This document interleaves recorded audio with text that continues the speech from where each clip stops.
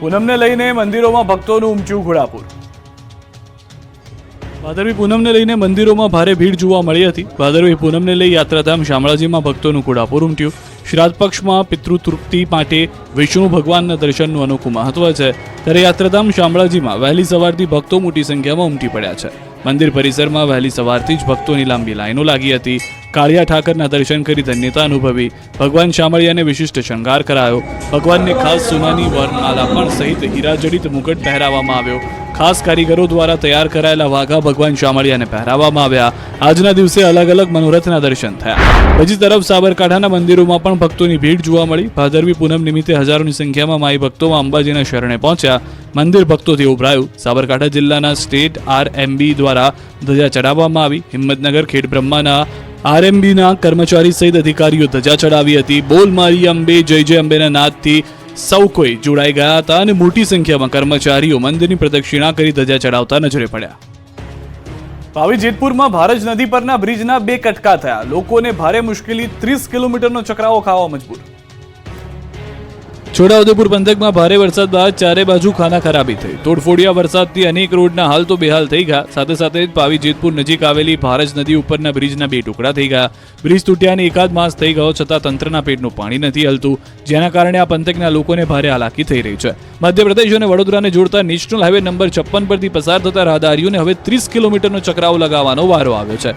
અસંખ્ય ગામો માટે હવે આ એકમાત્ર માર્ગ છે અને અહીંથી પસાર થતા તમામ વાહન ચાલકો તકલીફ વેઠી રહ્યા છે. 108માં સારવાર અર્થે જતા દર્દીની હાલત પણ ખરાબ થઈ રહી છે. જે માર્ગ પર ડાયવર્ઝન આપ્યું છે ત્યાં ખાડાઓનું સામ્રાજ્ય છે, જેથી વાહનોનું નુકસાન તો થઈ જ રહ્યું છે, સાથે સાથે શારીરિક તકલીફ વેઠવાનો પણ વારો આવી રહ્યો છે. બીજી તરફ ધૂળની ડમરીઓથી પણ વાહન ચાલકો પરેશાન થયા છે. સતત અકસ્માત થવાનો ભય સતાવી રહ્યો છે. આ રસ્તે પસાર થવું ખૂબ જ મુશ્કેલ બન્યું છે, ત્યારે હવે વહેલી તકે તંત્ર જાગે અને રસ્તાના ખાડા પૂરે તેવી માંગ ઉઠી છે. જૂનાગઢનો ધોરણ 12 પાસ યુવક બન્યો છે મુન્નાભાઈ એમબીબીએસ. રોગચાળો વકર્યો છે ત્યારે લોકોને લૂંટવા માટે રાજ્યમાં નકલી મુન્નાભાઈ એમબીબીએસનો રાફડો પણ ફાટ્યો છે. જૂનાગઢના પલાસવા ગામેથી ધોરણ 12 પાસ થયેલો યુવક ડિગ્રી વગર તબીબ બની ગયો અને દુકાનમાં દવાખાનું ખોલી દર્દીઓનું નિદાન કરતા પોલીસની ટીમ દરોડા પાડી રંગે હાથે ઝડપી લીધો. દવાખાનામાંથી દવાઓ અને ડ્રેસિંગના સાધનો પણ મળ્યા. પોલીસે બાતમીના આધારે દરોડા પાડ્યા. નકલી તબીબ જૂનાગઢનો ઇન્દ્રીસ ગાંચી ગામમાં મેલડીમાંની ગારી પાસે મકાનમાં આવેલ દુકાન ભાડે રાખી દવાખાનું ચલાવતો. યુવક પાસે કોઈ પણ જાતની ડિગ્રી ન હોવા છતાં દવાખાનામાં જ દવાઓનો જથ્થો પણ ઝડપાયો છે. દર્દીઓને તપાસી એન્ટીબાયોટિક્સ, એલોપેથી સહિતની દવાઓ આપતો કુલ 64,000ના મુદ્દામાલ સાથે ઝડપી લેવામાં આવ્યો છે આ ફરજી ડોક્ટરને. સુરતમાં હની ટ્રેપમાં ફસાવી બ્લેકમેલ કરતા યુવાનનો આપઘાત, વેશ પલટો કરી પોલીસે 2 આરોપીની ધરપકડ કરી. સોશિયલ મીડિયામાં અજાણી યુવતીને નામે કોઈ ફ્રેન્ડ રિક્વેસ્ટ આવે તો ચેતી જજો, નહીં તો જશે જીવ. રાજસ્થાનના કઠિયાવાડ સુરતના યુવાનને હની ટ્રેપમાં ફસાવતા યુવાને આપઘાત કર્યાનો ખુલાસો થયો. સુરતમાં યુવકના આપઘાતના કેસમાં પોલીસે ગામે ગામ વેશ પલટો કરી 2 આરોપીને ઝડપ્યા. તાજેતરમાં શહેરમાં સાયબર ટોળકીનો ભોગ બનેલા યુવકે આપઘાત કરી લીધો. ટોળકીના સાગરીત સગીર સહિત 2 આરોપીઓને રાજસ્થાનથી ધરપકડ કરાઈ. કતારગામના મૃતક યુવકને પહેલા યુવતીના નામે રિક્વેસ્ટ મોકલી હતી, બાદમાં અશ્લીલ વિડીયો બતાવી બ્લેકમેલ કરી 4-5 હજાર પડાવી લીધા. વધુ રૂપિયા માટે ટોળકી વારંવાર બ્લેકમેલિંગ કરતી, જેથી આરોપીઓના માનસિક ત્રાસથી કંટાળી યુવકે આપઘાત કર્યાનું પોલીસ તપાસમાં ખુલ્યું. સાયબર ટોળકીનો મૃતકના મોબાઈલ પર રૂપિયા માટે કોલ આવતા સમગ્ર હકીકત જોવા મળી. કતારગામ પોલીસે બેંક ડિટેલ્સ અને QR કોડના આધારે આરોપીને ઝડપ્યા. આરોપીઓ પાસેથી અસંખ્ય મોબાઈલ નંબરો મળી આવ્યા. ટ્રેનમાં દરવાજા પાસે બેસવાની આદત હોય તો સુધરી જજો, નવસારીના યુવાનને થયો કડવો અનુભવ. રેલવેમાં મુસાફરી કરતા મુસાફરો થઈ જજો સાવધાન. નવસારી પાસે ટ્રેનના દરવાજા પાસે બેસી એક શિક્ષક મોબાઈલ પર વાત કરતા હતા, ત્યારે ટ્રેક પર ફરતા 4 યુવાનોએ મોબાઈલ છીનવવા ઝાપટ મારી. આ ઘટના કર્ણાવતી એક્સપ્રેસમાં સુરતથી વાપી જતી ટ્રેનમાં ઘટી. ચાલુ ટ્રેનમાં ઝાપટ મારી મોબાઈલ છીનવવાની આ તરકીબ જીવલેણ પણ સાબિત થઈ. વેજલપુર રેલવે ફાટકથી થોડે દૂર આંબેડકર અને રામનગરની વચ્ચે ઝાપટ વાગતા ફોન નીચે પડી ગયો અને તસ્કર યુવકનો હાથ બેગમાં ભરાઈ જતા ભોગ બનનાર પણ નીચે પટકાયો. 4 તસ્કર યુવકો 50,000ની કિંમતનો મોબાઈલ લઈને યુવાનને ઇજાગ્રસ્ત હાલતમાં મૂકી નાસી ગયા. યુવાન નીચે પટકાતા બંને પગમાં ગંભીર ઇજા થઈ. સ્થાનિકોએ તાત્કાલિક યુવાનને નવસારી સિવિલ હોસ્પિટલમાં સારવાર અર્થે ખસેડ્યો. સિવિલના ડોક્ટરે યુવાનના અસરગ્રસ્ત પગનો કેટલોક ભાગ કાપવાનો નિર્ણય કર્યો. આ સમગ્ર મામલે રેલવે પોલીસે કેસ નોંધી તપાસ શરૂ કરી.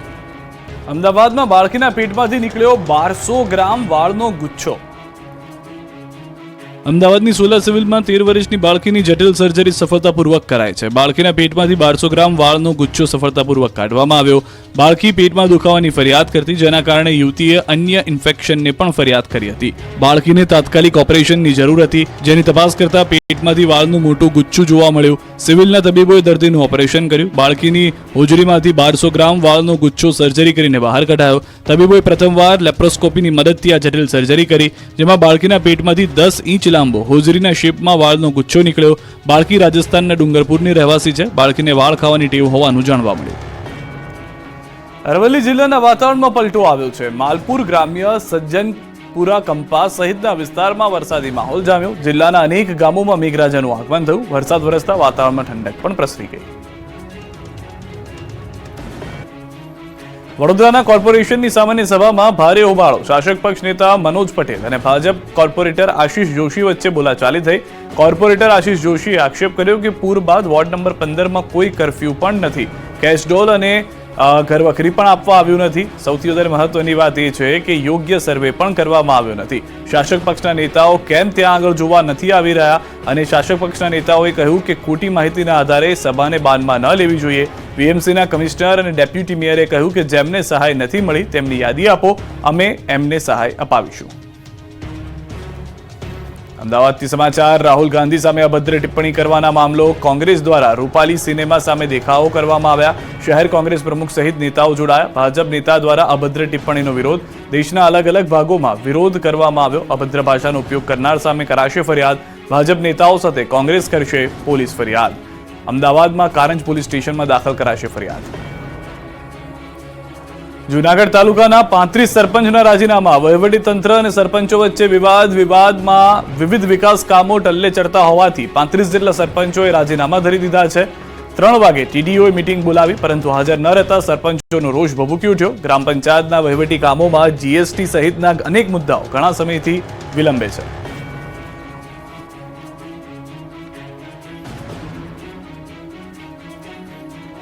સ્થાનિક સ્વરાજની ચૂંટણી પહેલા ફરી રાજપૂત સમાજે રણ મેદાનમાં ઉતરવાની તૈયારી કરી લીધી. સ્થાનિક સ્વરાજની ચૂંટણી પહેલા ફરી એકવાર ક્ષત્રિય સમાજે આંદોલનની તૈયારી કરી લીધી છે. પરસોત્તમ રૂપાલાના બોલતી નારાજ રાજપૂતો ફરી એકવાર રણ મેદાનમાં ઉતરવાની તૈયારી કરી રહ્યા છે. જોકે આ વખતે મુદ્દો જે રાજનીતિનો નહીં, પણ સમાજની ચિંતા, ચિંતન અને મનોમંથનનો. આ માટે રાજપૂત ક્ષત્રિય શક્તિ અસ્મિતા મંચ બનાવી 20મીએ સંગઠનની તાકાતનું પ્રદર્શન કરશે. 20મી સપ્ટેમ્બરે અમદાવાદના ગોતામાં આવેલા રાજપૂત ભવનમાં મળનારા મહાસંમેલનમાં શક્તિ પ્રદર્શન કરશે. ક્ષત્રિય સમાજને એક કરવા માટે મહાસંગઠન બનાવાશે. આ સંમેલન સમાજના ભાગલા માટે નહીં, પણ સમાજને એક કરવા હેતુ થવું જોઈએ. સમસ્ત ક્ષત્રિય શક્તિ અસ્મિતા મંચ નામના સંગઠનની જાહેરાત કરવામાં આવશે, જેના પ્રમુખ તરીકે ભાવનગરના મહારાજા વિજયરાજસિંહજી ગોહિલની તાજપોશી કરવામાં આવશે. રાજા રજવાડાઓથી લઈ સંસ્થાના આગેવાનોએ આમંત્રણ અપાયું છે. ક્ષત્રિય સમાજના રાજકીય આગેવાનો પણ જોડાશે. 5000થી વધારે લોકો આ સંમેલનમાં હાજર રહે તેવી શક્યતા છે. ભાજપના સદસ્યતા અભિયાનને લઈને ઠેર ઠેર હોબાળો થઈ રહ્યો છે. દેશભરમાં ભાજપનું સદસ્યતા અભિયાન ચાલી રહ્યું છે, ત્યારે મહેસાણાના વિસનગરમાં સભ્ય બનાવવાને લઈને વિવાદ સર્જાયો છે. વિસનગરમાં દર્દીઓને ભાજપ સભ્ય બનાવવાનો આક્ષેપ થતા ખળભળાટ મચી ગયો છે.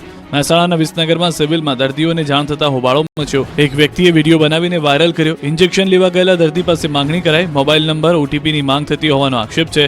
બાદમાં સિવિલના કર્મીનો માફી માંગતો વિડીયો પણ વાયરલ થયો. તો ભાવનગરના નગર પ્રાથમિક શિક્ષણ સમિતિના અધ્યક્ષ મેસેજ વાયરલ થયો. ભાજપના સદસ્ય બનવા માટે નિકુંજ મહેતાએ શિક્ષકોના ગ્રુપમાં શેર કરેલા મેસેજનો સ્ક્રીનશોટ વાયરલ થયો. મેસેજમાં શિક્ષકો અને તેમના પરિવારને ભાજપના સદસ્ય બનાવવા માટે અપીલ કરવામાં આવી. સદસ્યતા અભિયાનને લઈ નગર સેવકોનો વિડીયો પણ વાયરલ થઈ રહ્યા છે, જેમાં યુવરાજસિંહ 100 સભ્ય બનાવો અને 500 રૂપિયા લઈ જાઓ તેવું કહેતા દેખાયા છે. જેને લઈને શહેર ભાજપ પ્રમુખ અભય ચૌહાણે સ્પષ્ટતા કરી. કહ્યું કે પાર્ટી તરફથી આ પ્રકારનું કોઈ આયોજન નથી અને આવી કોઈ સૂચના પણ આપવામાં આવી નથી. બનાસકાંઠામાં ભાજપના સદસ્યતા અભિયાનમાં શિક્ષકો જોડાયા. શિક્ષકોના ફોટા ભાજપ પ્રમુખ કીર્તિસિંહ વાઘેલા સાથે વાયરલ થયા. શિક્ષકોને ભાજપના સભ્ય બનાવતા અનેક સવાલો ઉભા થયા. મિશ્ર ઋતુના કારણે રાજ્યમાં વકર્યો રોગચાળો. ઘરે ઘરે માંદગીના ખાટલા. રાજ્યમાં રોગચાળાએ માજા મૂકી છે. બેવડી ઋતુના કારણે મચ્છરજન્ય અને પાણીજન્ય રોગચાળો વકર્યો છે, જેના કારણે હોસ્પિટલો દર્દીઓથી ઉભરાઈ રહી છે. રાજકોટ, સુરત અને અમદાવાદના દ્રશ્યો જુઓ. સિવિલ હોસ્પિટલમાં દર્દીઓની લાઈન લાગી છે. ડેન્ગ્યુના કેસમાં અચાનક ઉછાળો જોવા મળ્યો છે. સૌથી ખરાબ હાલત છે સુરતની. સુરતમાં મિશ્ર ઋતુના કારણે રોગચાળાએ માથું ઉંચકતા સુરતની હોસ્પિટલમાં બેડ ખૂટી પડ્યા છે. સુરતમાં મચ્છર અને પાણીજન્ય રોગોમાં વધારો થયો. બાળકોમાં શરદી, ખાંસી, ઝાડા ઉલટીના કેસોમાં વધારો થયો. નવી સિવિલ હોસ્પિટલમાં બાળ રોગની ઓપીડી ઉભરાઈ છે. ડેન્ગ્યુના સૌથી વધુ કેસ નોંધાઈ રહ્યા છે. તો રાજકોટમાં પણ ડેન્ગ્યુના કેસમાં અચાનક ઉછાળો આવ્યો છે. 29 કેસ નોંધાયા. સામાન્ય બીમારીના 2342 કેસ, શરદી ઉધરસના 1239 કેસ નોંધાયા. તાવના 739 કેસ, ઝાડા ઉલટીના 359 કેસ, તો ટાઇફોઇડના 5 કેસ, કમળાના 2 કેસ, તો મેલેરિયાના 2, ચિકનગુનિયાનો 1 કેસ નોંધાયો છે. મિશ્ર ઋતુની અસરમાં વાયરલ અને મચ્છરજન્ય બીમારીના કેસ અચાનક વધ્યા છે. ડબલ ઋતુમાં સ્વાસ્થ્યની કાળજી રાખવી ઉપરાંત લક્ષણો દેખાય તો તબીબોનો સંપર્ક કરવા પણ સલાહ અપાઈ રહી છે. બેવડી ઋતુના કારણે અમદાવાદ શહેરમાં રોગચાળો વકર્યો છે. અમદાવાદની સિવિલ હોસ્પિટલના હાલ દર્દીઓથી ઉભરાયેલા જોવા મળી રહ્યા છે. સોલા સિવિલમાં છેલ્લા એક સપ્તાહમાં 13,568 ઓપીડી નોંધાઈ. એમાં પણ મચ્છરજન્ય રોગચાળાએ તો માજા મૂકી છે. એક સપ્તાહમાં ડેન્ગ્યુના 116 કેસ, જ્યારે મેલેરિયાના 29 કેસ નોંધાયા, જ્યારે વાયરલ ઇન્ફેક્શનના 2072, ચિકનગુનિયાના 14 અને સ્વાઇન ફ્લૂના 10 કેસ નોંધાયા. વધી રહેલા રોગચાળાને લઈને સોલા સિવિલના ARMO લોકોને સ્વાસ્થ્યની કાળજી લેવા સલાહ આપી રહ્યા છે. સુરતની નવી સિવિલ હોસ્પિટલમાં જર્જરિત મિલકત અંગે કાયદા કથા સંસ્થા દ્વારા 1 દિવસના ધરણા. સુરત શહેર સહિત અનેક જિલ્લાના ગરીબ તેમજ મધ્યમ વર્ગના લોકો માટે આશીર્વાદ સમાન સુરત નવી સિવિલ હોસ્પિટલ જર્જરિત બની ગઈ છે. લોકો માટે જીવના જોખમ સમાન બનેલી મિલકતને લઈને વિરોધ કરવામાં આવી રહ્યો છે. બિલ્ડિંગ જર્જરિત થઈ ગઈ હોવા છતાં પણ ત્યાં દર્દીઓની સારવાર કરવામાં આવી રહી છે, જેને લઈ સુરતની કાયદા કથા સંસ્થા દ્વારા 1 દિવસના ધારણા કરી અને વિરોધ કરવામાં આવી રહ્યો છે. સિવિલ હોસ્પિટલની જૂની બિલ્ડિંગ જર્જરિત હોવાને લઈને ગાંધીનગરથી આરોગ્યની ટીમ સુરત ખાતે દોડી આવી હતી, તેમજ મિલકતનું નિરીક્ષણ કર્યું હતું, જેમાં મિલકત અત્યંત જર્જરિત હોવાનું સામે આવતા મિલકતને 2 મહિનામાં ખાલી કરવાના આદેશ કરવામાં આવ્યા હતા. જે વાતને 2 મહિના પૂરા થવા છતાં બિલ્ડિંગ ખાલી ન કરવામાં આવતા કાયદા કથા સંસ્થા દ્વારા 1 દિવસના ધરણા કરવામાં આવ્યા છે. આ ઇમારતને 60 દિવસમાં ખાલી કરવાનો નિર્ણય લીધો હતો, જેની સમય મર્યાદા સપ્ટેમ્બર 17ના રોજ સમાપ્ત થઈ ગઈ છે. તેમ છતાં વહીવટીતંત્ર કાર્યવાહી નહીં કરે તો મામલો હાઈકોર્ટમાં લઈ જવાની ચીમકી આપવામાં આવી છે. બોટાદમાં કપાસની આવકના શ્રી ગણેશ 12,000 મણ ઠલવાયો કપાસ. નવા કપાસની સિઝનનો પ્રારંભ થતા સૌરાષ્ટ્રના કોટન યાર્ડ તરીકે ઓળખાતા બોટાદ માર્કેટ યાર્ડમાં કપાસની આવકના શ્રી ગણેશ થયા. બોટાદ માર્કેટિંગ યાર્ડમાં કપાસની મોટા પ્રમાણમાં આવક થઈ. માર્કેટ યાર્ડમાં મોટા પ્રમાણમાં ખેડૂતો કપાસનું વેચાણ કરવા ઉમટ્યા છે. સિઝનની શરૂઆત સાથે બોટાદ કોટન યાર્ડમાં 10 થી 12,000 મણ કપાસની આવક થઈ રહી છે.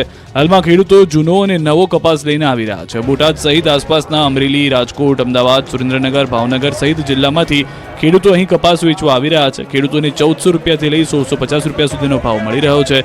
અહીં બોટાદ માર્કેટિંગ યાર્ડનું એક સ્લોગન છે, ખરો તોલ રોકડ વ્યવહાર. બોટાદ માર્કેટિંગ યાર્ડમાં કોઈ પણ જણસ લઈ ખેડૂત વેચવા આવે ત્યારે તેમને તે જ દિવસે તેમના નાના મળી જાય છે, જેના કારણે ખેડૂતને ખૂબ રાહત રહે છે. હાલ સારા ભાવ મળતા ખેડૂતો ખુશ છે. હાલ શરૂઆત છે, આવતા દિવસોમાં રોજ 1 લાખ મણની આવક થશે.